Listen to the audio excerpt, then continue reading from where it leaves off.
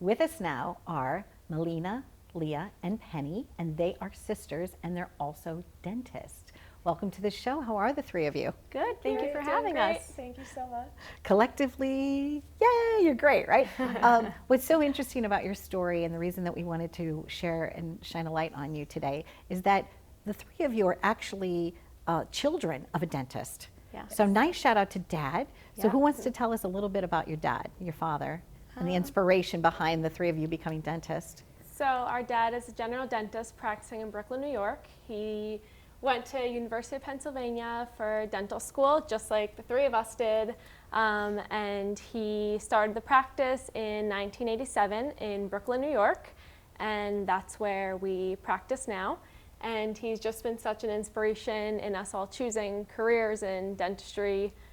We grew up in dentistry. I mean, he would give lectures and we'd attend his lectures. We'd watch him prepare for them. The days when the projector screens were still there, he'd blow it up on the dining room table and we'd watch his lectures. There were no PowerPoints then. There were no laptops. He'd have the little tiny slides, the little, I don't even know what you call them, on the carousel. Oh yeah, like people used to take home slides, right? Like of their trip, he'd have that going, the carousel going. Exactly. Like this is a molar, this is bicuspid. So he would show us his cases and we would be really excited we would be about his it. trial audience basically, instead of practicing in front of the mirror. And that's how we were really exposed to dentistry at first. And his best friend is a world-renowned dental ceramist, Peter Kavaris, and they worked very closely.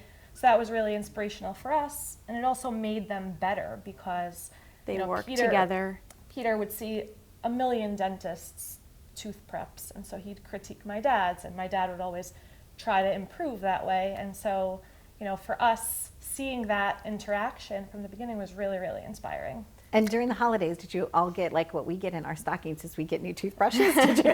Or just all over the house. Something like that. Something like that. And our dad also is a clinical co-director of a full mouth reconstruction course at NYU, so he practices at a really high level, and he kind of groomed us, and we work together with him, so it's really exciting, and it's really nice for us to be in his practice that he built on patient trust and just doing a really great job for people. And now our mom's sister became a dental hygienist, so it really is all in the family. We're all love that. It was all positive. That's the thing. A lot of people don't like their jobs, but I think for us, even though my dad worked really hard, even really late at night, it was never a drag, and I guess that's what we saw. So I can't even remember when we decided to even become dentists. It was kind of just a thing that we said we would do. Leah has a photo from when she was 10 years old, career day, what do you want to be when you get older? And she drew a picture of her working on a patient as a dentist. With my head pasted out, like a photo of my head. You did? Yeah.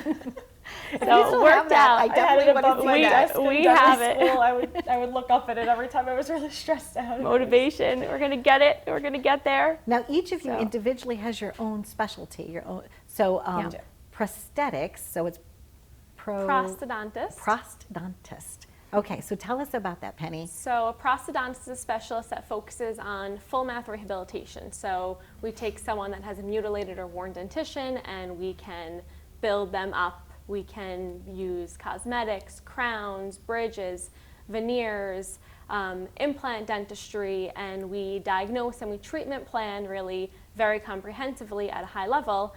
And I work very, very closely with my sisters, especially with Leah, who's a periodontist, and we basically treatment plan and execute our cases together. So you basically work with the gums. A lot of times there's tooth loss. What causes that? Why do people's gums start receding? So recession of gums can be caused by a bunch of different things. It could just be, your anatomy, meaning really thin gums. A lot of females have very, very thin gum tissue, and just normal toothbrushing and chewing and all of that can cause it. It could also be caused by gum disease. So that a lot of times people come in and they think they have gum disease just because they have recession, but that's not really always the case. So at that point, then when the gum can no longer hold the tooth, then do they go over to you and then you help build an implant for them? So is that how it works? We hope to get them before that state, right? Okay. So that's a really advanced state. So what Leah does, well, I treat gum disease. That's the main focus of a periodontist. Gum disease, meaning we do gum surgeries, we rebuild bone when it's lost due to gum disease, we place dental implants, we rebuild gum tissue if it's lost, if you can, we treat failing implants, a whole bunch of stuff. We correct gummy smiles even, make the teeth look longer if you can, if it's not due to a skeletal deformity, because sometimes people have normal sized teeth, they just think the teeth could be made longer, but they're actually a normal size. It's just the gums. Oh, the gums in its way. Just bone that's too big, and then that's when we send them to Melena. Okay. So I'm an orthodontist, so I move teeth. I align jaws, some growth modification, because sometimes I treat a younger population using clear aligners like Invisalign or braces or any sort of orthopedic appliance as well. Correct crooked teeth, underbites, overbites.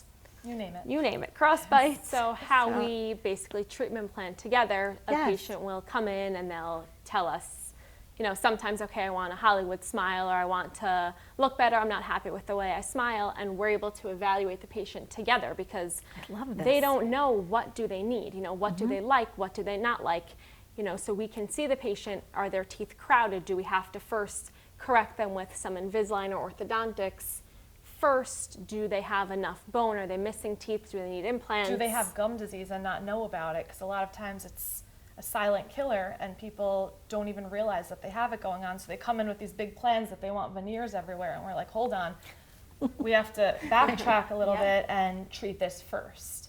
And so it's really important. The nice thing about what we do is that a patient will come in and just see all of us instead of getting lost in the shuffle. Okay, now you have to see the orthodontist, wait another 2 weeks to get an appointment, so we make it easier for the patient, and then we all share the same vision, which is really nice, because it's a little bit difficult sometimes to articulate what you're trying to do, what your plan is. And right, so if we were all in different locations, Penny would be calling me saying, oh, when's the implant ready, or, you know, or even the limitations. Can we place an implant here? Can you do a graft here? How long will this take? And when you can answer those questions in a matter of minutes, rather than it taking a month to have an answer, the patient feels so much more comfortable. And if something doesn't go as planned along the way, we are much better able to troubleshoot when we do this together. And along with our dad too, because we call him in and he also works with us, and has a world's worth of experience when we're handling these cases. It's very exciting. For me, it's almost like, have you ever watched like some of those music shows, you know, where the coaches and they press a button and then they turn around, whether it's The Voice, America's Got Talent, America's Got Out, right?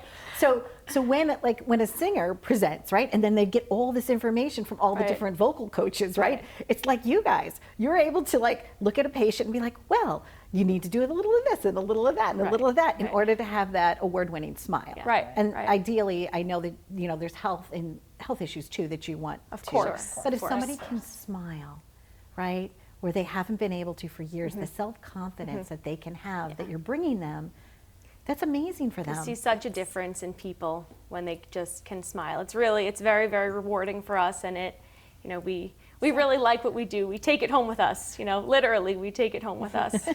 So dinners at our house are really boring for our husbands. They're like, forget they it. get up off the table. Like, you guys are nerds.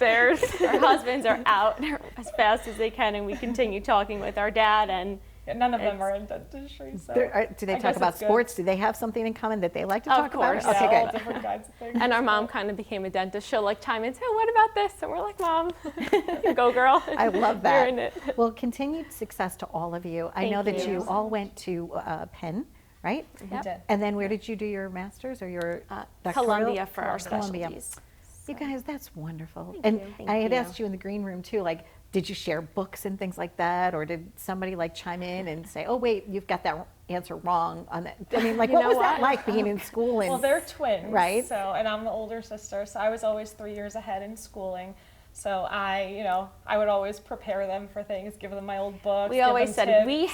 Penny and I had it easy because we were in it together, whereas Leah was thrown to the dogs on her own, so she had to figure With it out. everything, the older child is always. you mean like the So, books were already yes. kind of highlighted. Exactly. We got the notes. Exactly. And for Melena and I, we were together in school our entire lives until until residency when we were both at the same hospital but in different programs. So But on the same floor still. on the same just floor. like- But it was still, you know, first time we weren't studying together, first time we had different courses, different schedules. We were on totally different schedules, and it was kind of like separation anxiety. I would go in the morning and I'd be like, oh, hi, Mel, you want to go get a coffee together? Yeah. And Yeah, we all it felt was- that. The rest of the family was like, how are they going to do it this time? They're all yeah, running everyone around. was stressed out for us. We're okay. We'll be fine. Well, We you can do guys, this. you've built such a beautiful, successful practice. I'm sure Thank your you. father is Thank so you. proud of the three of you, and is. I look forward to meeting him in person someday too. Sure. Yeah. But thank you very much. Thank you. you very for much. having So they simply need to go to your website, they need to make an appointment, and you'll take care of all the rest. Yep, Yeah, definitely. absolutely. I love this. And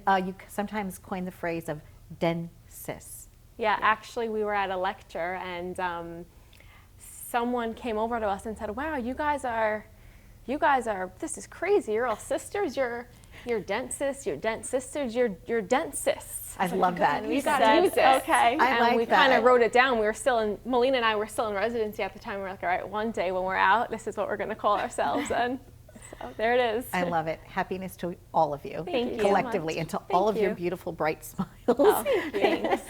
I mean, really, right? They just glow. So stay tuned for more. We've been living it up right here.